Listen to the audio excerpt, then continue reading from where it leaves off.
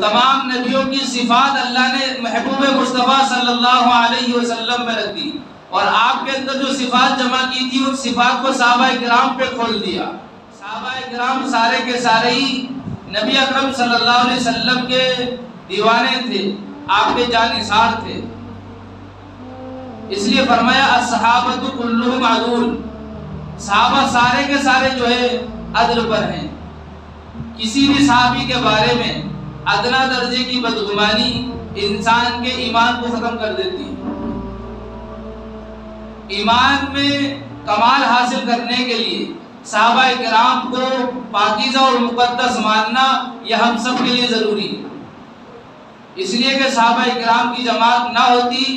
تو یہ دین جو ہم تک پہنچا ہے نہیں پہنچتا۔ حضرت مولانا سید ابو الحسن علی الحسنی الندوی رحمۃ اللہ علیہ فرمایا کرتے تھے کہ اگر امت میں سے ایک جماعت کو نکال دیا جائے تو ہم یتیم ہو جائیں گے،